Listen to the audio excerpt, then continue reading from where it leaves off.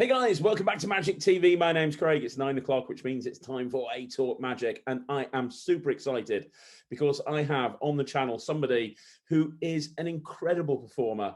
I think this man is the best card magician, card technician in the world alive today. I mean, he is absolutely incredible. I've talked about him on the channel, reviewed his products. A lot of people have been asking for an interview with him. I am, of course, talking about Jason Ladanye. How are you doing, Jason? I'm doing all right. Thank you so much for having me. I appreciate it.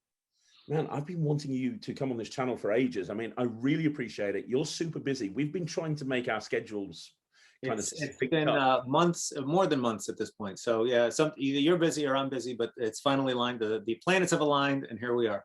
Here we are. And it's so cool because you have got such a high profile. I mean, I follow you on Instagram, and the stuff that you put on Instagram, I mean, obviously I've read all of your books and I've studied all of your material and it's incredible, but then you put stuff on Instagram and you're probably one of the few people that I just get fooled with over and over again. I can just watch a video and I'm like, nope, no clue, no clue. I was watching that well, if you're not doing that, then what's the point? So, you know, you have to figure out how to stay ahead of the curve a little bit. And there's been other channels that I've watched that do that kind of show me that have inspired me to do some things to stay ahead of the curve like that, because I think I made a post about this, 5 years ago, but I was wondering, hey, are there any Instagram channels that have a video where you put a card in the middle and it shows up back on top, or, like we've seen that a million times. So Hairpin's a great example. I mean, every time you watch the post, you're fooled. You're like, what is going on here? Jeremy Griffith. I mean, that same stuff. It's everything. Every time you watch it, it's just it inspires you. You sit down and say, let me see what the hell is going on here. So I figured that I didn't want to just be doing another channel of just card stuff that people have seen a million times, and figure out ways to combine methods. Use the platform the way it's supposed to, give people something they want to see that's fresh and engaging. You know what I mean? If you do an invisible pass or something like that, it's got to be something that people are going to want to write in, and you know how the algorithms work. But if you can make those posts engaging and exciting, get people to talk about it, share it, your profile is going to grow. Period. Oh, for sure. And if people, I'm saying right at the start of this interview, if people don't follow you on Instagram, I'll put something down at the bottom. They really should. I saw something the other day with you threw some dice, and you know the one I'm talking about? I've shot it like 5-6 times now, because people keep coming up with these theories of how it's done and everything. So people say, oh, you put a stopwatch, it's edited, put a stopwatch in it. So I shoot it again with a stopwatch. And then they say, oh, well, you can't, you switch the dice are loaded. So I'll do another one where I roll the dice a bunch of times to prove they're not loaded. And then they say, oh, well, you change the order of the dice to see how they're done. So I done it 3 times in a row where I rolled it and just used the dice in the order that they landed. And someone said I was bottom dealer, so I did the king's face up.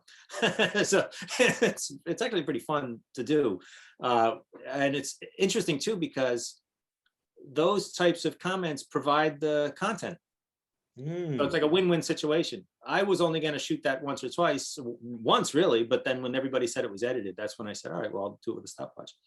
So it's kind of this push and pull situation where I never in a million years would have thought I would have had to do it that way, but it provides more content, and people kind of enjoy the banter back and forth when you shut people down. It's an enjoyable thing. So it's where my TikTok is really taking off, because it's got 350,000 followers, and on there especially, I think it's a new generation, so the whole idea of card magic to them is relatively new. So there's just these ridiculous comments, and I've been sharing some of those comments on my Instagram as well, but people say that the deck is all kings, or people are handing me things off frame, or that they really do believe, because TikTok transitions are so good, and a genre there, that they do believe that every single video is edited. So and the confidence that these people have in their comments is just hilarious. So I've spent the last couple months just enjoying proving people wrong. As silly as it sounds, it's true. But there's one particular video that's got 33.8 million views, and that one, it went big. There's every theory under the sun has been said there. So that's been where a lot of the content has come from, just proving some of those theories wrong. And the last point I'll make about the TikTok thing is that you and I were talking earlier about how people believe that it has to be some sort of visual gimmick that's going to go viral. Everything that's gone viral on my TikTok has been gambling related, bottom deals that people just can't believe they're bottoms, you know, running up hands, stacking hands, memorizing cards, all that kind of stuff. And these are getting literally millions of views, and it's just sleight of hand with cards. People just can't believe that you can do this stuff. So to the person that's thinking of buying some fancy gimmick for 50 bucks with 5 hours of do it yourself, or you push a straw through a card or something like that, it doesn't necessarily mean that it's going to go viral just because the people that are selling it saying it's going to go viral. Good content, that's what goes viral, not these gimmicks. Completely agree, and we're going to touch on this more a little bit later on, but the bottom line is, if something's marketed as great for social media, it means that everyone's going to do it that's got social media channels. So yeah, and you can always look at, when you hear that kind of thing, look at someone's channel that's doing it. And when I see those things as a marketing ploy, you know, easy, no practice required, easy, assembles in 5 minutes and go viral right away. Well, you know, look at someone else doing it and see the 300 views that they have, and it's just not, it's not going to, or the 60 some odd views that they've got.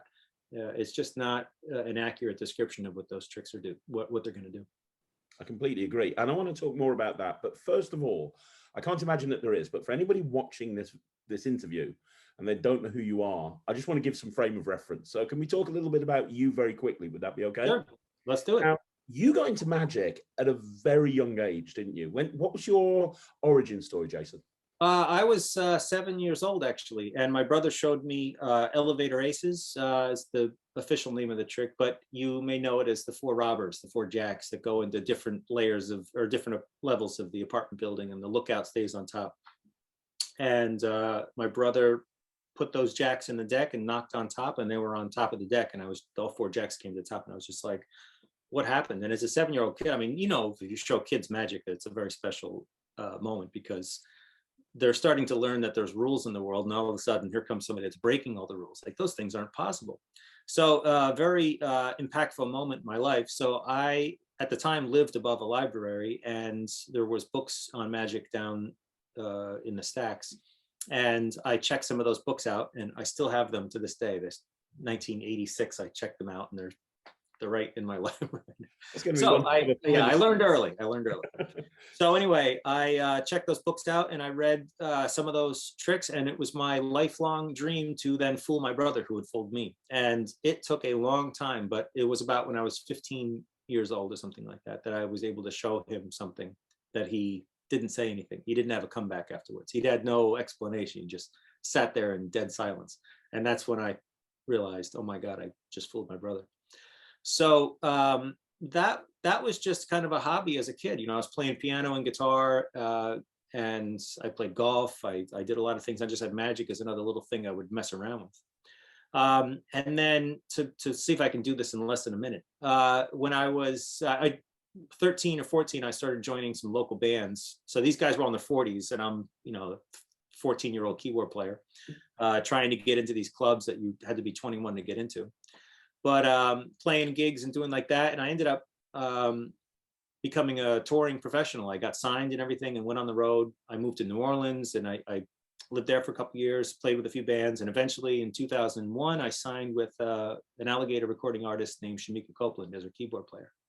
And we toured around the world for like 5-6 years. So I was professional musician. I mean, playing 285 gigs a year, Jeff Beck opening up for BB King, Buddy Guy, all, you know, these big names, you know. Wow. And again, cards kind of kept me busy, because you had a lot of travel time, flying, a lot of you know, sometimes you drive 52 hours across the country. And so I was still keeping my chops up with that, and also enjoying performing card tricks for the guys in the band. Not only my band, but that's a nice way to break the ice when you're meeting another band, a person that you look up to, you know. So BB King, you know, he's sitting in his dressing room, just sitting there playing the guitar, and his bandmates would be like, "BB, you got to see this kid." So I was able to show him some card tricks and kind of buddy up to him in that way. So eventually I after 11 years of being on the road, I got kind of sick of doing that because you live out of a suitcase, and that's a long time. I was never at home, and I entertained the fact of quitting and seeing if I could make a living with card magic. And I realized after just a few months of coming home that I could book my own dates, charge as much as I wanted. I didn't have to split the money between 5 other guys, sleep in my own bed. Musicians have this thing where you like do the gig and the guy says, we'll pay you $300. And then after the gig, they say, well, we could only give you 150. Is that okay? You know? And with magic, with contracts up front and corporate gigs and such, you get paid in advance, you get a check. It's, you know, you get a parking spot and food, and everything was like much more like, I don't know what the word is, just more organized. So I said, you know, I think I can do this. And so I started booking more and more dates, and I was in control of my own schedule. And I think I went full pro around 2009, 2010 or something like that. And then that's when I started writing my books, and here we are today. So you went pro as a full-time magician around about 2009. Up until that point where you were part-time, were you still doing music gigs? Yeah, and I wrote some blogs about this in the past. I think there's some people that are trapped here. Some magicians that know they're really good, have some great chops, love to perform, but are terrified to take the leap because they have bills to pay and things. And when I look back on this, it made perfect sense to me. But beforehand, it was terrifying. But after the jump, I realized what was happening. The music was getting in the way. So when somebody would say like, hey, do you want to come to New York City and perform this show? It's only like $400 or $500 or something. And I remember thinking, that's really low. New York City for $400. If I stay home and do this gig in town, I make $150. I'll make more because of the travel costs and things like that to the city would hurt the money. So financially, it's a better choice to stay home and do the gig and not do the magic gig. That was completely backwards thinking. Because what more magic gigs am I going to get by doing my local gig here? You know what I mean? I'm staying in the trap that I'm trying to get out of. So by doing the gig in the city, which I should have done, would have given me more word of mouth advertising, more potential clients. And see what I mean? And it only took a couple of times to realize that when I did those kind of gigs, I'd get more work from it. And then once I made that jump, I realized that I had no more income coming in from music. So now I've got more time to grind out those magic gigs. And it just made so much sense that music had gotten in the way for so many years. And I wish I'd done it 10 years sooner. I wish as soon as I left that band, I wish I had just jumped into magic. And that's really interesting, because I hear a lot of stories about people that maybe did an office job and then went full-time pro. But you're going from performing as a musician to going performing as a magician, but you're saying, oh, I wish I'd done it 10 years ago. I mean, do you ever miss the music side of things, or playing with a band, or do you miss that part of that life? Some parts of it. You know, there's a glamour to it that you think about when people think about being in a band. You travel all over the world and play music, but in reality, you're with the same 5 guys all the time. And when you do your shows, you're playing the same, by contract, you're playing the same songs every single night, you know? So it's not as improvisational as you might think. And you're also, it's like you're on call. You know, they say, all right, you're off for 2 weeks. And all of a sudden you go book a bunch of, you know, like personal time with your friends and family and such. And then they call and say, oh, we just got a gig with the Stones and 2 radio interviews beforehand. They can't turn that down. So it's like, you have to do that. But with magic, being your own boss like that, really, you can control all of that. And I like that, being in control of my time instead of having a boss. I guess that would say you have to be available on call 24/7 to do any kind of gigs that we throw at you. Okay. And here's another question for you. When you said that you kept your chops up when you were on the road. When you were a musician, you carried on studying magic. You had a lot of time where you could actually practice and perform to people. But in essence, during that period of time, when it came to magic, you were a hobbyist. When you went full-time or part-time as a magician, did your approach to the type of material that you were doing change at all, or were you doing the same stuff? Because, you know, as a hobbyist, you have the flexibility of being able to do, you know, absolutely anything. Yeah. So when I was on the road and learning magic, I just did whatever I wanted to do. Like, okay, I like this routine, I like that routine. And never really thought anything about it. Like most magicians, they just kind of throw together a show by a collection of tricks they do well, like a variety act almost. The vaudeville stuff, where it's like, we got one guy smashing pumpkins, and this guy's going to sing, and this guy's going to do hoops or whatever. So when you have a magician put a show together, it's a similar thing. One trick is cups and balls, and then all of a sudden I'm a gambling expert, and then I'm tying silks together, and then I'm going to do a trick where I catch a glass bubble out of the air. You know, it's all unrelated. I recently saw a show like that, and I just didn't know what to make any sense of the stuff. It was just like a bunch of interesting, odd things that couldn't be explained for 30 minutes. So I was similar to that because I just had all this content. But since I wasn't performing for people, I had no feedback. So I started to realize when I first started performing, my first gigs were just that. Here's 35 minutes of just 7 or 8 card tricks I put together. But I realized some tricks played a lot better. And the audience really liked the gambling stuff. My character started to evolve. And I noticed that I got more reactions from the audience when I did some sort of game of poker where tongue in cheek, you know, I'm not that good. Maybe I'll get lucky. And sure enough, here's a royal flush. They really enjoyed that. But when I did a basic card trick, like a collector's plot or some like, okay, the kings are here, the aces are here, and I watched them jump, that got like, oh, that's cool, I guess, you know? But that one you did with the poker, boy, I don't know how the hell you could have done that, because you shuffled and we cut and you still got a royal flush. So I'm summarizing, that conversation didn't happen, but I'm saying that I felt that from my audience. In other words, some things were resonating. So what I did was started to weed out my set and say, all right, let's do less of those card trick things where it's just like, no, you hold the ace, I'll hold the jack, and they change places. That didn't mean much. And I did more gambling material that played really well. And that's where my character evolved and started to build by listening to my audiences and seeing what's working with these guys consistently over and over again, and what's not working well. You know, and then I try some really strong mentalism piece, but they go like, well, what do you mean? Like, are you a mental, like, can you read minds, or are you a blackjack counter? Which one is it? So you're throwing the, yeah, right. So I thought that was going to be a good trick, but it just threw a curveball in the middle of the show that people didn't understand. It's like watching a movie about a James Bond flick, but at the end, aliens show up. And you're kind of like, well, that was a weird twist. You know, is this a spy movie or is this sci-fi? Like, what is it? So over and over after performing, I started to realize I need a consistent through line through the whole show. And Silky Smooth, James Bond, Card Shark was the arc that I was really starting to like. And that's how we ended up here today. Okay.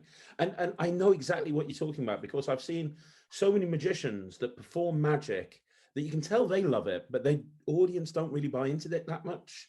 Have you got any advice for people that are watching this, that are wanting to, you know, be the best type of magician they can be in terms of that trick selection? Because you said you went through this whole process. It's hard work. It's not just picking out. A lot of magicians say, okay, they hired me for 45 minutes. So, all right, I got 45 minutes of material. We're good. You have to ask yourself, what do you want your audience to see and take home from you? What are you? You know what I mean? And just a guy that does interesting things, like I've solved a Rubik's Cube and now I'm pushing swords through a box with a girl in it. You know, that's a weird shift. But just doing things that are unexplainable isn't good enough for your audience. I mean, they'll like it, but if you really want to grow and have a consistent arc through your show and be a recognized, like Darren Brown, I mean, everybody, we all know his traits. And that's what you want. James Bond, we all know his traits, what's in character and what's out of character. So when you're picking your material, you got to ask yourself, how is this all related to who I am? And what do I want people to take home from this? And my thing is that you got to be careful if you play cards for money or gamble with money, gamble with cards in any way, because people like me exist. And I'm here to demonstrate that these things are possible. And I'm going to fool your mind. I'm going to fool your eye. I'm going to fool everything. And you're going to commit to these things. Con artists exists. Scams on the internet, they exist, you know, and all of these things will get you to believe a certain thing that isn't true. And as much as you believe it, I'm going to prove that I can fool you no matter what. And it's this kind of this peek into the underground world of cheating and cons and scams and things. That's what I am into. That's why you'll never see me snap my fingers and say abracadabra in a show. It's just that's not my thing. Yeah. And I think that magicians that don't think about that will end up in that situation where they have a broad variety of material that's kind of unconnected. I mean, think of a movie. If it's an action movie, it's going to be an action movie from the beginning to the end. Mm-hmm.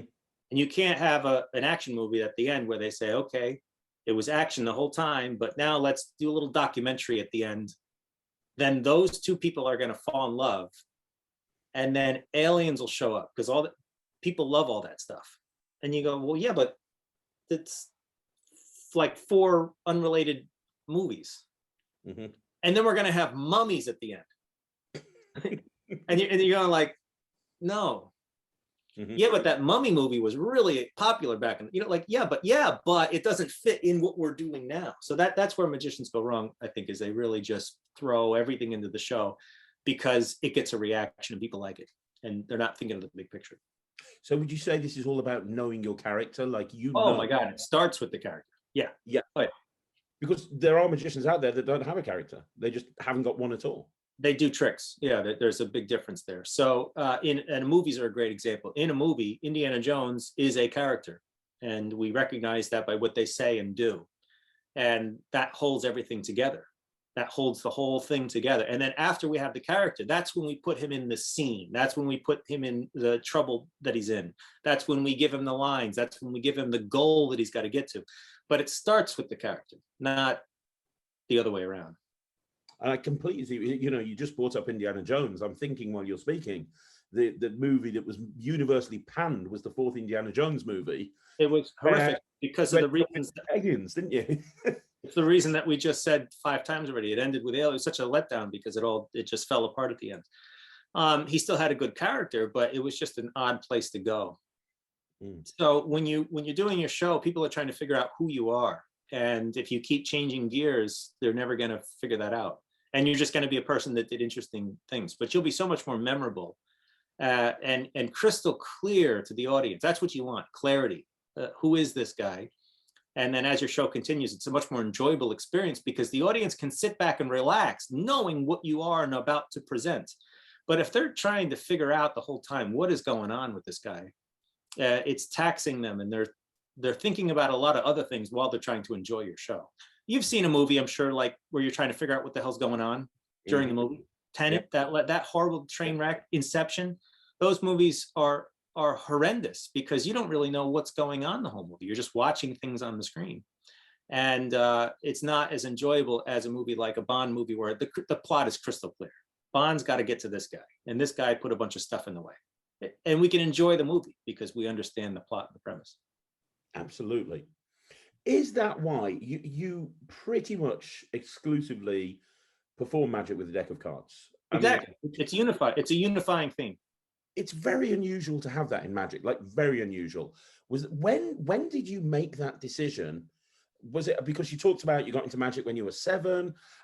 When did you kind of go? Did you ever at the beginning like learn this and that and the other? Yeah. I have all that. I have everything. I have all the coin stuff. That I have silks. I have all that garbage. So yes, I made that choice. What we were talking about, I think before the interview started, actually, we were talking about the practicality of a deck. I realized that if I bought a magic prop, I only had I had a gun with 1 bullet in it. That's it. So after the trick's done, I had to put that prop away and take out another prop. And I realized with a deck of cards that I could do 20, 30 minutes worth of tricks and a variety of tricks. So just the practicality alone of being able to fit a deck of cards into your pocket and being able to do a bunch of material was great. And not having to carry around all this stuff with me. And then also you're out at a bar. I'd be in New York City finishing up a gig, and I could run across the street and buy a deck of cards. I could buy my show at a bodega. You know what I mean? I could go to CV. I could tell somebody, here's $10, go across the street, buy a couple decks of cards. I got a pool table. I can do a 45-minute show. You can't do that if you're a prop guy, you know? So the practicality alone is what made me start to think that, oh, cool, I can do deck work. But then I realized, and also saving money. I mean, I've seen your rant videos, you know, spending all this money on these props, and you get them in the mail and realize, oh, I'm never going to be able to do this, you know? So even at an early age, I realized that I'm throwing my money away on this stuff because it's a letdown every time I get it. Unperformable kind of stuff. You know, you get the directions and it's like, place 4 decks of cards in your upper left pocket, place 1 deck of cards in your left shoe, but there must be 7 of spades on the top of the deck, and then place the, you know, rubber stamp device on your, you know, I'm thinking like, I'm never going to do this. This is ridiculous. So I realized I had a lot of material I could do with a deck of cards. Now, I would, like everybody else, would buy VHS tapes or DVDs and such and watch and learn material, and they would have a wide variety of material on them, some card stuff, coin stuff, whatever. And then I, by chance, got a Martin Nash set, just because it was the Charming Cheat series. It was a lot of card material. So I said, I'll give this guy a shot. And I realized right then that, wow, this guy's doing nothing but cards. I like this, like it's working. And it's a lot of different variety of things. I love his character. It all played well. The audience loved it. And that's when I entertained the idea, maybe I could do just cards, because I like this. And then when I got the Darwin Ortiz set, again, just purely by coincidence, I said, Martin Nash was good. Here's another guy that does just cards, this Darwin guy. I guess I'll give him a shot. And I got his DVD set, and then I was completely blown away. And that reinforced, hey, these 2 guys are pretty good, and they're doing just cards, so why can't I? And so I was about 17 or 18 years old when I said, I'm just going to do cards. And that's when you dumped everything else. And I suppose if you're on the road as a musician, having just a deck of cards, it's a lot easier than taking a suitcase on the road with you with sponge bunnies. You know, I hate to say it, but it also, it's like there's a cooler thing about it. You're just not, there's something about it's just opening up a deck of cards and doing some stuff that has I hate to use the word, but it's cool. And having a, say, oh, you do magic? And you go, oh yeah, let me get my little bag here. And I got this little zigzag cigarette device, you know, here, anybody got a cigarette? I can break into, you know, it didn't fit me that well. And I wanted to have that kind of I wanted to impress that girl with a deck of cards instead of a prop that I had bought somewhere. So that's what it comes down to, really. Okay. Well, let me ask you a question.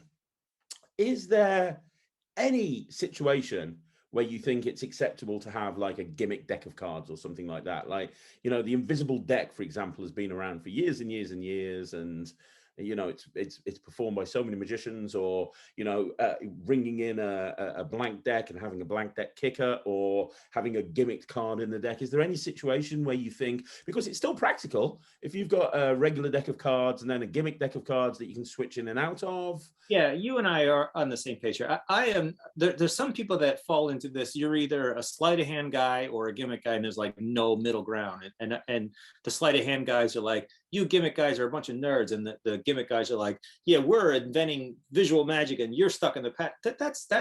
That's a big joke. Those are tools that are to be used, and if I can get in and out using anything, I'm going to do it. Yeah, I'm not anti-gaff at all. So the secret is being able to get in and out and be completely clean. That's the secret. So that at any given time, you can never be caught. Bulletproof is a philosophy that I believe in 100%.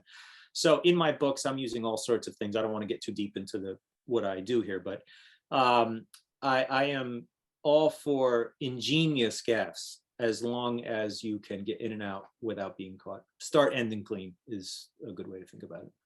Fantastic.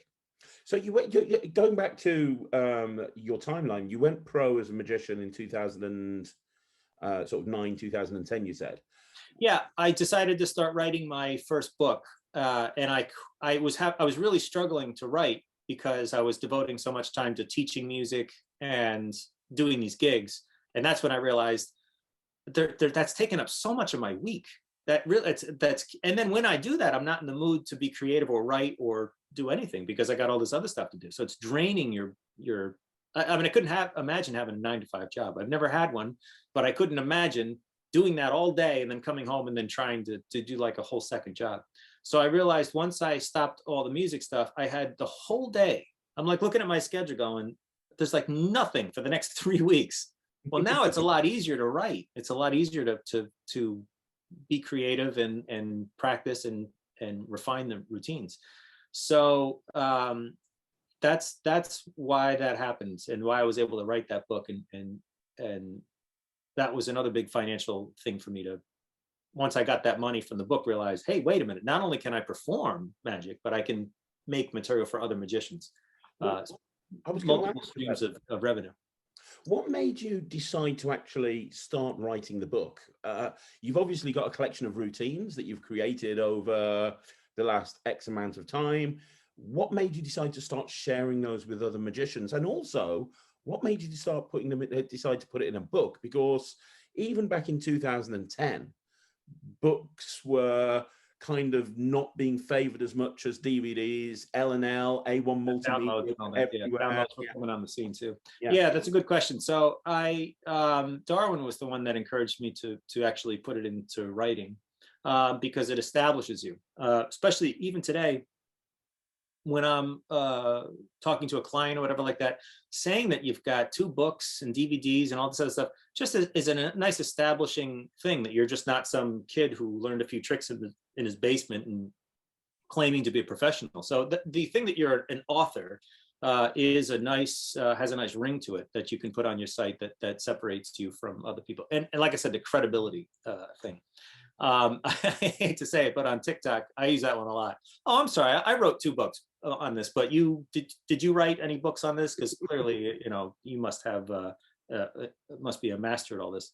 So anyway, so I enjoyed the process of learning when I was younger, reading these books, especially Darwin's books, and they're all over here, Simon Aronson's books and Marlowe's books. I really enjoyed that. So to feel like to have my name be part of that legacy there was always kind of an intriguing thing too. Honestly, when you write the tricks out, they get better because you have to analyze every moment when you write a trick out. So there's a lot of improvements from writing things. So I noticed that when I was writing them up, and then just a way to give back. I mean, I got into this craft and I was able to make a great living out of it. And why should I keep all these things to myself? The moments that I create on stage sometimes are just amazing. With the Magician in Trouble ploy, especially, where the audience really thinks you've tanked it, and there's irrefutable proof on the table that you have lost this bet, and the rewarding feeling you get to say, well, I don't know, you might want to look in the card box, and they go open that box up and it's the card and the money, and they're going, what is going on? That is a really great experience to have on stage as the performer. So why keep all that stuff to myself? So I give it back. I share these things and say, if you want to do some hard-hitting card material, try this stuff out, enjoy it. Now I do the stuff myself. I'm years ahead. I have material that I'm performing that's not published yet, but I will publish it because I want other magicians to enjoy it. That's great. And the first book that you brought out was self-published, wasn't it, from memory? No. Vanishing Ink did. It was gonna be, but I pitched it to Vanishing Ink and they loved it. And also, if you notice with my book, the styling of it, I didn't want to have a book with black and white photos and all. I really wanted to class it up. And basically, that book is a reflection of everything that when I grew up reading books, I made a list of all the things I hated. So I wanted my book to be the opposite of that. I wanted it to be big color photos, clear descriptions, good magic, no filler, just a great book. And I hated the experience of paying $50 for a book and there'd be like 1 or 2 tricks that were like, okay. So that was my goal, was to say, let me write something that has nothing but great material and easy to understand. And with the big pictures, full page pictures will give you something, not quite a DVD, but better than just trying to read the descriptions. If you ever read an old Starney book, yes. I mean, the paragraph is like this big, and you have to read it like 30 times to figure out what the guy's talking about, because it's not clear. It's not clear at all. When he says, take 10 cards, are you dealing 10 cards to the table, or are you dealing 10 cards that retain the order or switch the order, or what are you doing? So you have to like run through the trick 5 times to figure out how does it even work, and kind of put all the pieces together. And I didn't want people to have to do that when they read my book. So, and the last bit is books will last forever. They're not going anywhere. DVDs and downloads and whatever else is coming in the future, books are not going to go anywhere. So after I'm long gone, it's just to imagine somebody finding, hey, who's this kid, Jay Ladanye? Let me try some of his stuff out, and for them to read that stuff, and as for however many years we're going to be around, I think that those books will stand the test of time. Oh, for sure. And the second book that you brought out, that was through Vanishing Ink as well, and that was Game Changer, which I reviewed and gave like 100% to. That, did you feel any pressure bringing out, because the first book was so well received? Did you feel any pressure thinking, right, okay, oh my gosh, I've now got to try and capture lightning in a bottle twice? Or no, it wasn't a pressure thing. I don't want to sound like I've got a crazy ego, but the content that I create, I create tons of stuff, but it all doesn't go into a book. So what I'm constantly doing is picking the best of the best. And that's material that I constantly perform on stage so that it gets all that time in front of people, and it gets refined and refined and refined. The jokes get better, the timing gets better, the methods improve. And once I've got tricks like that that are time tested, then I say, all right, they're ready for the book. So it's not like I got lucky with a bunch of tricks and then said, oh man, I'm really going to have to raise the bar for the next one. It was just a continuation, just more tricks that could have actually, to be honest, when I was writing Confident Deceptions, I had like 5 or 6 other tricks that I had to kind of cut it off at 18 and say, all right, let me just focus on these. So when I did the second book, it was actually a lot of the tricks that were already almost made it into Confident Deceptions. So it's just a continuation. And that's what the third book is. It's just a continuation of new plots. I'm not recycling old stuff, new things you've never seen before, new methods, just new. You know, this card magic has been around forever, but we can't keep making new triumphs. You know, who cares where you've changed the method a little bit, or a new ambitious card routine? I mean, are you kidding me? So we have to keep finding brand new things that people have never seen that are still amazing to lay audiences and are entertaining, engaging. It's still possible to do. You just got to think and also be aware. Am I just recycling some old trick? And that's what I'm trying not to do, you know? That's great. And the third book, is this coming out through Vanishing Ink as well? Is this going to be a... Yeah, it's still very, very soon. So it's too early to even do any of that. Right now, I'm just focusing on writing it and finishing it. And I would say that half of it is like 100% polished up and done, and the second half is still being kind of put together. Okay. But they're killer routines. Some of the stuff is just absolutely mind-blowing. And my formula really is to dig through these old books and find just buried stuff and apply a lot of new thinking that wasn't around back then. You know what I mean? So I'm combining a lot of mathematical stuff with sleights, you know what I mean? So it's really hard to figure out a lot of these routines. And it's not just about fooling magicians, but it's about being entertaining and just having a complete mystery that will live on forever in the audience's mind. Well, I was going to ask you, in terms of creativity, because let's be honest, what you've done with all of the material you've published and the content that you put out, that's something that every magician does. I've talked about this on the channel before. People come into magic, the creators and the authors are put on pedestals, and everybody else wants to come up to that level. And I think that's one of the problems. We talked about this off chat camera. I think that's why so many rubbish tricks come out and terrible downloads, because they kind of go, oh, that's Jason Ladanye. Oh, he's famous in magic. Why is he famous? He's got 2 books. He's released lots of magic tricks.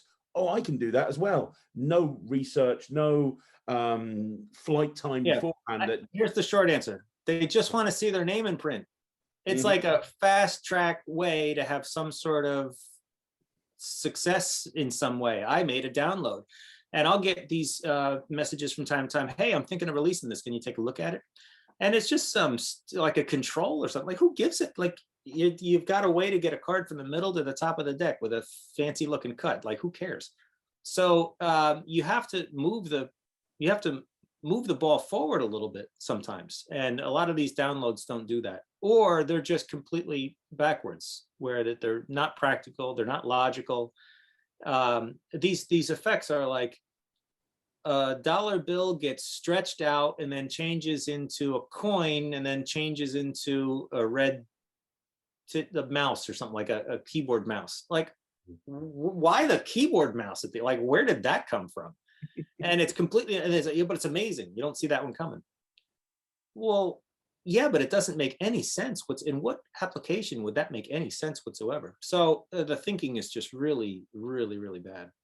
And you're right. It's just because they want to create for the sake of creating, not really for creating anything that's any good. And it's unfortunate. So what advice would you give somebody who wants to make a name for a creator? They want to create their own magic, but they want to do it the right way. They don't want to have a terrible magic product come out. They want to be, well, as somebody who's created so much magic, can you give any advice on the creativity process or inspiration or anything like that? I don't know, because I was able to tell what good magic was and what bad magic was pretty early on. And I don't, that isn't on everyone's radar all the time. I think that they say this has never been done before, and it gets a great reaction, and that's it. It stops there, and then they go on and create it. But for me, there's a lot of other things. Is it consistent with my character? Is it absolutely impenetrable as far as the method is concerned? Is it entertaining? Is it engaging? Does it have a premise that makes sense? Why am I doing it? The why? The why is the big one. Why are you doing this? Why did you make a coat hanger turn into an apple? Like, can you tell me why that happened? And they go, yeah, but it's impossible to fill the look. It's visual. Yeah, but you didn't tell me the why. So that I think magicians really miss out on. And if they were spent more time on the why, they would probably come up with some better magic. Because like I said, think of the things that magicians do: money, gum, coins, and all. So they just link those props together and make interesting visual things happen between the props, and never consider anything about practicality or angles or any of that. And then that's it. If they can get from point A to point B, no matter how crazy it is, it's good. I mean, there was one download I saw, let's not turn this into a rant, but there was one that was like, it specifically said in the description that not to be performed under strong lighting conditions or something. I mean, what the hell? And it was a trick where you put the deck down and your hands off and the top card changes. And I remember reading that because I was like, wow, what is this? That card, his hand wasn't on it. So what was the prop? And I don't want to give away the method, but I remember reading the description that said best not to be performed under optimal lighting conditions. And that was like, oh. So, I don't know how to solve that problem. You had your rant where you talked about someone at Murphy's looking at this stuff and saying, okay, this doesn't cut it. Do you remember the Twix up the sleeves? Do you remember that one? The Twixter, yeah, it's just dreadful. That was one of the most horrific things I have ever seen in my life, and that got the go ahead. And that was sad that made it all the way to the end. And that, because that got to the end, that inspired other people to say, I'm going to turn a coat hanger into an apple, so I don't have an answer for you. I think that's just baked in now. I think that is just baked into our community with magic, and you have to recognize that stuff and just rise above it. And if other people want to buy it, let them buy it. So as an end consumer, how do you recognize that something's dreadful? Because there's so many flashy trailers these days going, hey, this is amazing, look at this, and the ad copy that sells. I don't think I've got I'm sorry. I can do it any card at any number that'll fry your brain, but I can't tell you how to let people know that. I think that we all have to go through getting conned by it, and you buy that stuff and you realize you can't make a show doing that stuff. I mean, think about it. You want to get famous, right? So like, let's say you blow up your Instagram to 1 million followers and your TikTok to 10 billion followers, turning an apple into a coat hanger or something like that. Well, then what? Do you get a gig? What are you going to do at your gig? You have no people skills. You have no way to put a show together. What are you just going to pull out a prop and do it, and then pull out another prop and that's not a show. So you just have to learn when you buy that stuff that, oh, this thing sucked. I put it online and I got 67 views or whatever. And you got to kind of get hit in the head a few times and realize that stuff's just not gonna cut it. You're But right. it's gonna be part of our, it's not going anywhere, because easy to do, looks good on social media, and it's not that expensive or whatever, is gonna suck in all those people that got $10 to spend. Mm-hmm. And that's how money just makes the world go around. So that's going to be like that. And do you want and the kid that's got the $10 to spend gets instant results that way, or does he want to buy a $50 book and study it for 3 years? It's a no-brainer. The kid's going to want to go with the easy one. It's instant gratification, isn't it? You get that download and you could immediately apparently do it, as opposed to doing what you do, which is spend years practicing. And that's why it's baked in. That's why it's because that is going to be a thing that young magicians that are getting into this want, is that I want to be able to do this now.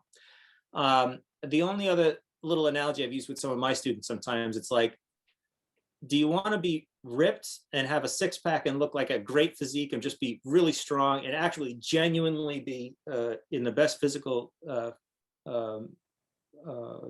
shape in your life? Or do you want to buy a t-shirt that has a six-pack drawn on the front of it? The t-shirt with the six-pack drawn on the front is only $4, you know, but if you go to the gym, you gotta eat right and work out every day for 2 years before you look like that. So there we are. Well, the t-shirt is only $4 and I can wear it and I get it in the mail in 2 days. So that's why we have so many people walking around wearing t-shirts with abs drawn on the front. You know what I mean? But they're not really strong. They're just wearing a t-shirt that they look ridiculous, you know? So it all comes down to, you know, what do you want to be, man? Do you want to have, you know, it's very gratifying to do the stuff that I do on stage, knowing that I put the time and work into it. And there's no gimmick that you can get caught with.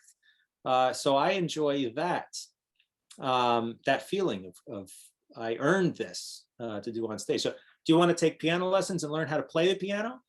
Or do you want to buy a piano that you push a button and it plays the songs for you and you sit behind it and pretend to play it? You know, to me, I want to learn the thing. So that's why I put the time into it. Fantastic. There's no solution. Unfortunately, there's no real solution to it. It's going to be around for a while.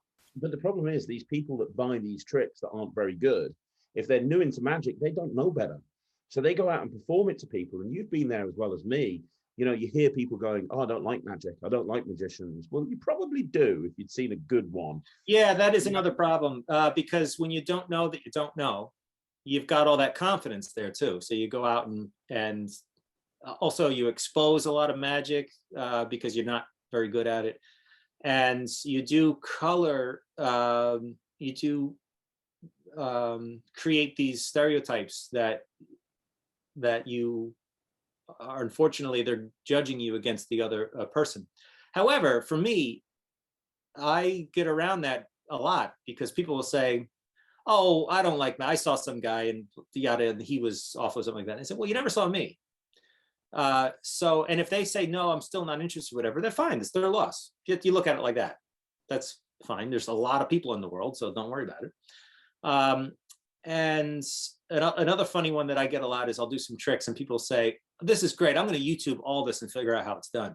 And I confidently get to say, you're not going to find out anything because I create this stuff and there is not a chance in hell that you're going to figure out how any of this stuff works by going on YouTube and looking for this stuff. Because I'm doing, I mean, it's just, you know how my material is, it's layered. I'm not doing one thing. It's never one thing. It's layer upon layer upon layer of deception. So typically lay people like to think there's one method for how something was done. So that's why when they go online and Google something, they'll say, oh, palming cards, you were palming cards. But that you shuffled the cards and my hands weren't, you know, you could easily undo any kind of potential method that a layperson throws at you if they Google this stuff. But, you know, it is what it is. And all you've got to do is, like I said, with those kids that buy this stuff and do damage like that, they'll just have to learn on their own over time that that kind of material just doesn't work. Well, let me ask you a question, something that I get asked all the time on this channel. I get people saying to me, I really struggle to practice. You know, I want to be a good magician. I've got my books, I've got my DVDs, whatever it may be. and I go to practice it, and I just can't be bothered. I can't find the inspiration, or I get frustrated because I practice and it doesn't get any better. As somebody who's literally at the top of their game when it comes to card magic, is there any advice that you can give as to how Yeah. someone can practice and actually have an impact without feeling annoyed that they're not getting anywhere? Yeah, it's organization. So typically what happens is if a young student that does, let's say they're past the gimmick phase and the garbage downloads and all this other stuff. And they, and by the way, I don't want people to get the wrong idea. I'm not saying all downloads are bad. I'm just saying some downloads are pretty lame. I don't want people to think that I am anti-download or don't buy anything if it's not in a book kind of thing. There's plenty of great material out there. But let's say they don't want to do that and they want to jump into, okay, let me tackle some books and let me get Marlowe's books and Royal Road and Expert Card Technique and Card College and start studying. It can be very overwhelming. So what you've got to do is organize that so that you're not trying to learn 50 tricks at once, because that will wear you down. Going to the gym, say you want to go to the gym and get ripped, all right, well, I'm going to go to the gym for 17 hours tomorrow, all day. And I'm not going to eat anything because I want to lose weight. How long are you going to be able to keep that up? It's going to destroy you. After 3 or 4 days, you just can't maintain it. However, I'm going to go to the gym for 30 minutes today. I'm not going to run for 4 hours today. I'm going to run for 30 minutes today. Do you see what I mean? So now it's these bite-sized, manageable things. So don't try to learn 60 tricks. Just focus on a few tricks. Do them well. Practice them. Get them good. Then add one more, So I think what I've noticed with a lot of my students is they're spread too thin. They are trying to learn so much and it's overwhelming. And that's what makes it go, oh, I'll just rather buy the download. The other thing is I enjoy practice. I pour some scotch, just sponsored. This interview is sponsored by Single Malt Scotch. No, I really do. I put on some jazz. I put on some Coltrane or something. And I have a list of things I've got to practice. The other day, I think I practiced for like 10 hours straight. I put on a movie and I went down a list. I've got a big show coming up, a run of shows coming up next month. And I've got to get everything up to par. And right after the pandemic, believe it or not, I feel rusty on a few things.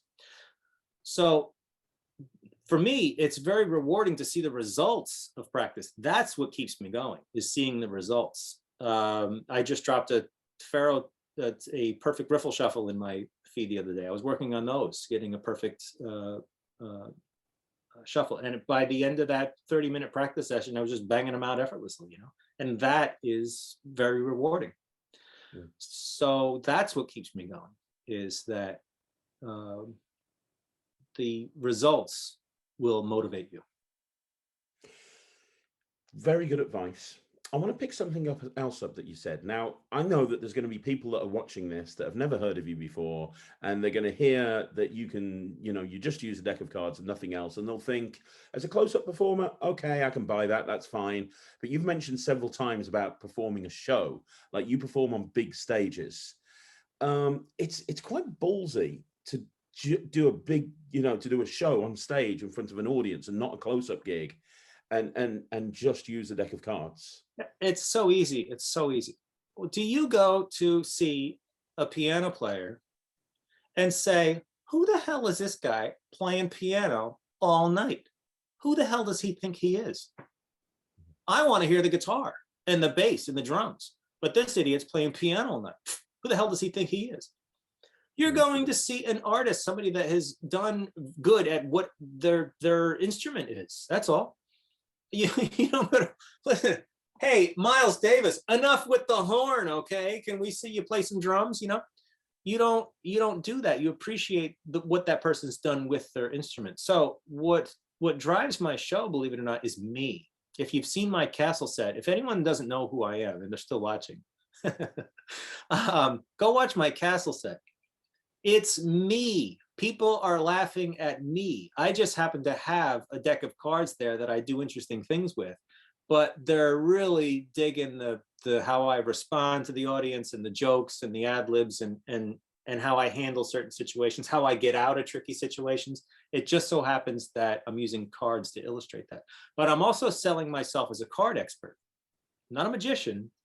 I'm an expert with a deck of cards. So it's appropriate that I'm there to show what I can do with a deck of cards. Does that make sense? Yeah, absolutely. Right. So that's how I get around that thing. And when I do these shows, I got a huge screen behind me. Or if you go on my Instagram, you'll see I post pictures of old shows or current shows that I'm doing. And one of the last ones I posted was a show I did in New York City for like 300 people. I had a 10 by 10 screen on this side, a 10 by 10 screen on this side, and it was 45 minutes of barrels of laughter, of just nonstop entertainment the whole time, because I do something, the audience reacts to it, I react to their reaction, and it just goes back and forth. And we all just had a great time that night. And no one in the audience is going, oh, another card trick. And I think that comes from those horrible card tricks where it's like, let me spell your name. Okay, now pick a number between 1 and 10. Okay, here's your card. Okay, now pick a card. Now, what's your first name? Okay, let's spell your first. Okay, look, there's your card. Those types of tricks. You can only do a few of those tricks before people get sick of them. But my material is way beyond pick a card, let me find it. I'm going to give you an example of how it's possible to track playing cards. Bill, shuffle those cards, shuffle them up, cut off a quarter of the cards, and here's what you have left. And I read off all the cards. And people go, how the hell can he know what cards, he shuffled, how the hell can he know that, And not only that, if you dealt him out the 4 hands, this guy gets the 4 aces. So it's very fascinating, not just necessarily a quick magic trick where, hey, I found your card at this number. Who cares? Yeah, and I think you've hit on something there. I think that's such an important point that people need to understand, which is it's not about the magic. It's not about what you're doing with the deck of cards. It's about you. People buy you. And I think part of the problem with people, I've talked about this on the channel before, magicians buy the latest and greatest trick because they think there's that trick out there. And that trick, the trick that's going to make them famous. No, the trick, and also the goal is not to be famous. I didn't get into magic because I wanted to be famous. I got into magic because I enjoy performing. And so that's a mindset that's incorrect from the beginning there. You shouldn't be doing this because you want to use magic to become some sort of rich social media influence or something like that. That's a bunch of garbage. Like Beethoven, I hate the piano, but maybe it'll make me famous. So I'm going to grind out a bunch of concerts so I can get my Ferrari, no, he enjoyed creating music. So if you're passionate about it, that's not going to be a problem there. But yeah, it's just about enjoying yourself on stage. If you're having fun on stage, then they'll have fun on stage too. And that's another thing that is missing from the downloads is the character that's behind, who's running the show behind all of it. And the audience really has to identify and enjoy that. Comedians, we love the person themselves, and then the material they do. That's just a bonus. The stuff that they talk about. Here's a good example. Robert De Niro. You sit down with Robert De Niro, you go into a New York City restaurant and there's Robert De Niro and he turns to you and says, hey, can I tell you what I had for breakfast this morning? You are going to hang on every word he says. And he's telling you what he had for breakfast, but you're intrigued because you like him. And here you can't believe it's surreal because you're listening to a icon tell you what he had for breakfast. Robert De Niro, there, boom. Now you walk into a different restaurant and some nobody says, hey, you want to hear what I had for breakfast? You're like, who the hell are you? It's the person. It's if you really like that person, then you can pretty much get away with anything. And they'll follow. When you introduce a new topic, they'll follow and listen and be interested with you. So you have to earn that when you start talking to your audience. You have to earn that. So how do you get people to like you when they don't know you? I mean, with Robert De Niro, we know him, 30 years of acting experience. Yeah. It's your opener. To your show, they might not know who you are. It's the promotion of your show.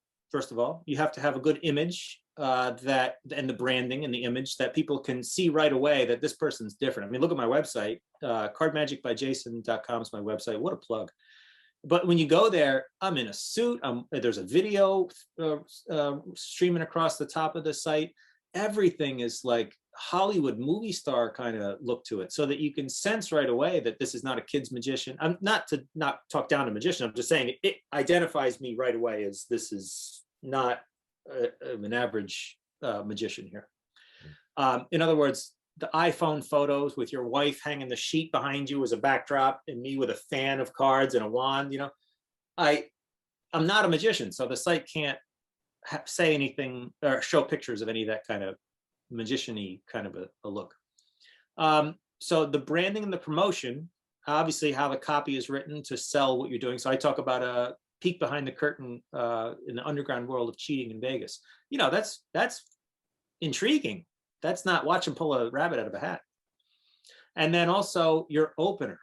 Your opener is everything. If you walk into a job interview and trip on the chair and spill coffee on the boss, you're probably not going to be able to, even if you are the best employee, you're probably not going to save that interview because you screwed up the first 5 seconds. See what I mean? Yeah. So when you come out and present your opening routines, those first 2 minutes are like the most important part of your show, because right then you are establishing to the audience, letting the audience know that you are worth watching for the rest. And then you can, once you've got them, then you can have fun with them and take them on a journey. But if you screw those first few moments up and confuse the audience or tell a bad joke or you're nervous or something, it doesn't matter if the rest of your show is great. They've already kind of made up their mind that this is not kind of anything I'm interested in. And the easiest way to understand this or see it in action is a James Bond movie. Watch the opening sequence of any James Bond movie. The opening 10 minutes is mind blowing, so that you're hooked. You're hooked, and now you're willing to watch the rest of the movie. But if you watch some of these stupid art house movies that 45 minutes, an hour into the movie, you're still like, what the hell is going on? I'm watching a family eat dinner. They're arguing about a camera or something. Who cares? I've been watching for 1 hour and they're talking about a camera. Okay, I can't watch anymore, and you turn it off because it's like, I'm just watching a family live their lives. I don't care about any of this. And I'm trying to remember people's names, and this guy's got something with this guy at work, and who's this person? Why does this, they keep showing the neighbor? I don't know, what is this? And after a certain amount of time, I'm just like, ugh. And you don't want your audience to feel that way. So with my show, in those first few minutes, I get them to realize I'm about to see some serious stuff. This is unlike anything I've ever seen in my life. And then I deliver. And I suppose that's the key. You got to deliver. If you don't want to overpromise and underdeliver. It really needs to be the other way around. Yeah, right? you leave them hanging, and again, you leave them wanting more at the end, and you have to be unique. You have to be your own thing. And this brings us back to those buying props and downloads and such. If you're just doing all the same stuff that other people are doing, solving a Rubik's Cube and things, you're just, and again, nothing against, I got to do this for the internet, nothing against that type of material, but what's your own spin on it? What's your own thing? I do card tricks, but there's my own take on all this stuff. So you want to let the audience walk away with, I've never seen anything like that before in my life. What was that guy's name again? That's kind of, you want to have that impact where they'll never forget it. And that's a super important thing, to leave them just in awe of it. And I want them to associate me with a deck of cards for the rest of their lives. 5-10 years could go by. Somebody brings out a deck of cards at a party, and I want that person to say, we saw this guy in New York. Oh my God. And that's the goal. Yeah, that makes absolute sense. I want to ask you another couple of questions before we're done. And one question is, you've spoke so eloquently about books and the importance of both your material being in a book, but also books in general for people to learn from. But you've also, you brought out a series of DVDs or downloads through Vanishing Ink, I think it was. Was there a reason why you did that? I mean, was it because there are visual learners out there that don't like books, or was it because you wanted that material to be presented in a different way? We are all different learners. It's just a different medium. So obviously books are filled with insights and theory and lots of little nuggets that aren't in DVDs. However, DVDs allow you to see the timing of things. So I remember reading Darwin's books, and it'd be like a page and a half of text, like a page, like 300 words, for a sequence that took like literally a second to do, like just the way the hands have to turn over and a card pops out or something, took a really long time to write up. And of course, when I would perform it, I took my time with it because it was so long in the book that it was slow. And then when I saw him do it, it was like, wait a minute, that was it, you know? So it's a good, if you just do DVDs, you're missing out on a lot. It's a one-time shot to see it, and that's it. Yeah. But with books, you really, there's a lot of words, reading in between the lines, and really understanding the move on a deeper level instead of just the guy saying, here, do this, that kind of a thing. Also, in a book, it's gonna say, put your middle finger here, put your ring finger on the short edge of the card, your pinky rests here, your thumb is like this, your left, you know, it's every finger is all detailed out. In a DVD, again, it's hold the card like this. And you could potentially miss a lot there. So that's why I did both. And that's just my template, is to write the book and then a couple years later, release the DVD material of it. And that way you, depending on what kind of learner you are, you can pick and choose or use both. I have the books and the DVDs of almost everybody over here. Perfect. And you've mentioned several times through this interview the word students, your students. If somebody really likes your material and wants to become one of your students, how would that process work? Because I know that there's going to be people watching this that are like, what? Hang on, Jason does tutoring of some description? Yeah, so the pandemic actually is responsible for a lot of this, because I used to teach prior to the pandemic, but I only had a handful of students. That would be people that reached out to me that said, hey, do you offer lessons or whatever? And I would say, only if you're going to work on this stuff, because I don't like, the last thing I want to do is have a lesson where some internet guy's like, how'd you do that thing? How'd you do that Acon? How'd you do the dice thing? How'd you do, you know, and it's just that like, how'd you do this? How'd you do that? No interest in learning anything. They just want to do the stuff. There was an Acon I did where some guy offered me like 10 grand to learn, to just teach it to me. and I was like, I was honored, but at the same time, it's first of all, it's soft to fool us. So I don't want anybody to know how it's done.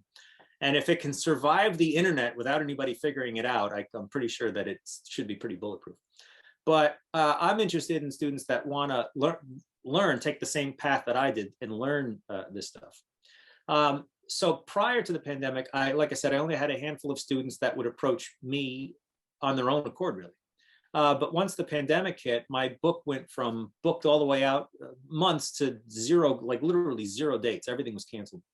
And so I was, after a few months or so, I threw it out there and I said, if you're interested in, I remember the post, because I remember thinking, are people going to hate me for this? Nobody's got any work anymore. And here I am asking for money for lessons. So I wasn't 100% sure how it was going to play. But I made an Instagram story and I said, if you're interested in lessons, shoot me a DM. And I got like, literally, I got like 30 or 40 messages right away. And I started to collect students, and then I would post their picture plus what they learned in future stories, and that would only get more people to kind of come around. And now I can't believe it, I've got probably about 80 students in the past year that I teach on a regular basis. Yeah, it's amazing. And it's very gratifying for me to see people make progress. That is an interesting side effect to it that I didn't really expect, but it's rewarding to see somebody do a post and I'm going, this kid couldn't do that, and now they can, and that's great. And they put their own spin on it or their own style or whatever. So that is a rewarding experience, and I enjoy that. And with work picking up again, I've got to kind of figure out what to do because I'm going to be working again. But I think I just have to kind of come up with a new schedule plan to make both things happen. But I want to continue teaching. And make those things coexist. It's a great experience. And also, it's an interesting thing that reminds me of me when I was learning. I can say to them, okay, you're on the right path, but here's the 3 pitfalls that here's the 3 things you're probably going to struggle with next. And of course, the following week or month, whatever, the students say, you're right, that, you know, I was in those footsteps. I was right where you were. So I trust me with this. I know what's about to come. And another really good one that I really love is when students book these performance. Because you can sit in your bedroom and practice this stuff all day. You can have the greatest second deal in the world, but if you're doing it for yourself in the mirror, who cares, you know? But to have a student come back to me and say, hey, I did a show, whether it was for family or friends, or I booked an event, I actually called a venue and booked an event, like, yeah, man. And then they tell me about what went right and what went wrong. That is like the best thing ever, because they never thought they could do it. And here they are calling a venue and booking an event for 10 times what they thought they, you know, how when you start out, you feel like, hey, $50, is that it? You know, like you're nervous about what to ask because you don't know what you're doing. Yeah. But to book an event for a decent amount of money, and then do a show and nail it, man, that's a great feeling. That is a great feeling. That's amazing. That's fun. So if people are watching this, do you still have space for more students, or? Yeah, I space my students out depending on the schedules and stuff. And also all my students know that, especially with things starting up again, that they can book lessons that get moved around from time to time. So if you're interested in lessons, you can contact me through my site, which is cardmagicbyjason.com, or all my socials, which are the same thing, Card Magic by Jason on Instagram, TikTok. And just shoot me a message and say you're interested in lessons, and let me know what you want to learn, and we'll talk and we'll set up some times, and we'll see how it goes. And if people haven't heard of you before and they want to start learning your material, would you say start with the first book and then go on to Game Changer, or would you say? It doesn't really matter, because the books are similar to a cookbook. Is actually a template that I use. When you buy a cookbook, you don't read it from cover to cover. If you're a cookbook aficionado, you should know William and Sonoma cookbooks. Very beautiful, huge. I mean, that's the template I use for my book, actually. Big color photos that have these like appetizing looking photos, and it's amazing. But they're not meant to be read from the beginning to the end. You kind of skim around and say, okay, this book is within my reach. Or, I mean, this recipe is within my reach. I have all these things in my fridge and I can handle these techniques. But this recipe at the back or in the front, this has a weird technique I've never heard of before, and there's some ingredients I don't really know where to get these, or I'm uncomfortable working with this. So after you own the cookbook for a while, you then decide, all right, I'm going to learn how to do this and try this recipe, you know? So my books are beginner, not heavy on the beginner stuff. There's maybe, each book has maybe 2 or 3 things that if you're into card magic for a year, you could probably do these tricks fine. Forging Ahead, for example, in my first book, it's one of the strongest tricks in the book. If you can hold a deck of cards, you can do the trick. And then there's most of the book is moderate, and then there's usually there's 2 knuckle, but there's like your knuckles are going to bleed after the 2 closers that I usually put in the books, and that's going to be the template for the next book too. But so there's a wide variety of material. So if you're interested in getting into some of my stuff, the DVDs or the books, anywhere you start is fine. Can people get them directly from you? Yeah, right on my website, I have everything. There's lecture notes. There's 4 sets of lecture notes and the DVDs. I also sell the mats that I use and the mirrors. Nobody is selling those mirrors. I sell these 3-way mirrors that, you know, you can practice all day in front of that mirror and say to yourself, man, this looks great. Until you see that 45-degree angle, that's when you go, man, that's why this isn't playing. So there's some nice things there if you want to set up a nice practice place where you got a nice mat and a 3-way mirror to get all your angles. That stuff's available on there as well. But like I said, if you're interested in any of my stuff, checking out either one of my books is not an issue. Right now, the first book's still out of print, so I would recommend the second book. It'll be a little easier to find. That's cool. That's cool. I've got one last question for you, Jason. This has been an amazing interview, as I expected it would be. I've got one last question, which is, what's next? I mean, you've achieved so much. You have achieved so much. When you consider that you said you didn't really go full time and start writing the book until 2010, that's 11 years. And now you are recognized as like the guy when it comes to, I mean, in your field. It's just incredible what you've achieved, the stuff that you've done, the show, not just as a creator, not just as an author, not just 2 magicians, but also as a performer to lay people. You perform at a very, very high level. Is there anything left on your, I don't want to say magical bucket list, but is there anything left on your card magic bucket list? Or well, I have actually achieved it, and that is to have my own show, and and just to get that show in front of larger audiences. So in next month, the next 2 months, actually, we're doing some rehearsals coming up next month, but in September in Chicago, I have my own residency now, similar to like Derek's show and Dan White's show in New York City and all that. So to have my own theater and to have my own show with nightly shows that people pay money to come see and line up out the door, that's what I've always wanted, and that I get to knock that off the bucket list too. So that is what I'm working on now, and to continue to create just great material. Like I dig in the old books, I find stuff and post it and enjoy it, but creating and performing and teaching and all that, that's kind of when I was younger, that's where I wanted to be, and that's exactly what I'm doing right now. So I enjoy it. I don't have anybody telling me what to do. That's always great. That's what always gets me about those posts when I put something on social media. The guy's like, do it twice in a row in the same, like, who the hell are you? Who are you? Do it twice in a row. Yeah. So anyway, I'm enjoying that, and having my own show. That was always the one that I wanted. Instead of pitching my show to clients, I wanted my venue, my theater, my lights, my table to do that. That's what I'm doing right now. So I don't know what's past that, but we'll find out. But that's what I'm enjoying right now. That's incredible. And this show that you're talking about, is there somewhere when's it starting? Can people find it? Starts, yeah, it's in Chicago. It's at a place called the Hubbard Inn. And basically it's an experience. I'm the last part of it, but when you go there, there's a whole experience you go through first. I'll leave it vague on purpose, but you do this whole thing where you enjoy this kind of speakeasy vibe and all that it has to offer. And then you go upstairs and there's a kind of a backroom casino kind of a vibe, and you watch me perform. And that happens 5 nights a week. And like I said, it's in Chicago right now, but it will be in different cities, but that's where we're starting. So I'm super excited about it, and I feel like I've prepared my whole life for it. And they were all kind of, when we were talking about it, they're like, are you sure you know, like you've got all your parts for this? And I'm thinking, I've been doing this since I was like 18, man. I think I'm ready to do this on a nightly basis. Like I got this. So yeah, we're doing that, and like I said, it's unlike anything with just what we talked about in the interview. There's never been a show like this before, where you're talking about all the card cheating and things like that. That feels like magic. It's got to hit them where they're shocked and amazed, even though they're not seeing traditional magic. But it has all the same feels, and it's been audience tested, like I said, for the last 20 years, and so I know it works.